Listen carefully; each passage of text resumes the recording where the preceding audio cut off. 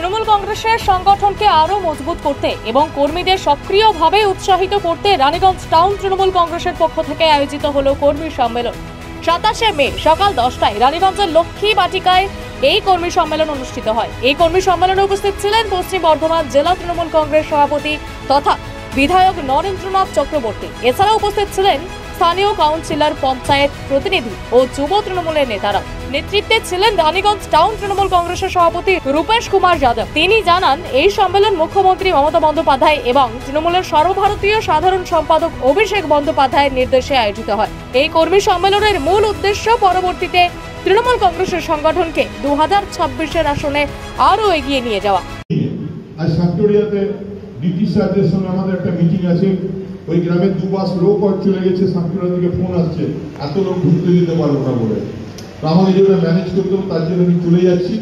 আপনারা প্লিজ, যিনি আমাকে অতি ভালোবাসেন, যিনি আমাকে ভালোবাসেন না, কেউ উঠবেন না। যিনি উঠবেন তাকে কিন্তু আমি খুব গাল দেবো। আমি একাই হেঁটে বেরিয়ে যাবো, গাড়িতে চাপবো, আমাকে কাউকে চাপাবার দরকার নেই। রানীগঞ্জ আমার পুরনো জায়গা। আপনারা সবাই এর পরের বক্তা হররাম সিংজি বক্তব্য রাখবেন।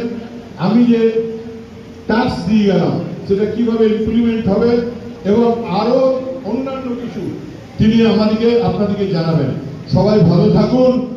আমি কথা দিয়ে যাচ্ছি, উই শ্যাল ওভারকাম, আমরা করবো জয় নিশ্চয়। রানীগঞ্জ এক সময় কংগ্রেসের দুর্গ ছিল, এক সময় রানীগঞ্জ তৃণমূল খুব ভালো ফল করেছিল। এই রানীগঞ্জের মাটিকে আমি চিনি।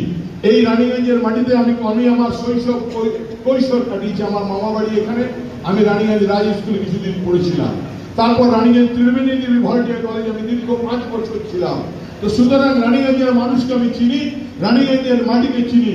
আমরা একসাথে যদি লড়াই করি তাহলে रानीगंज निश्चय আমরা এগিয়ে যাব। कार्यक्रम हम लोगों का ये कर्मी सम्मेलन रानीगंज साहब तृणमूल कांग्रेस का कर्मी सम्मेलन था। हम लोगों ने आपस में कर्मी जिला सभापति की उपस्थिति में, जिला चेयरमैन की उपस्थिति में हम लोगों ने एक सभा की और संगठन को कैसे और मजबूत किया जाए इस पर चर्चा। रानीगंज থেকে কৃত্তিবাস রুইদাসের রিপোর্ট, খবর বাংলা।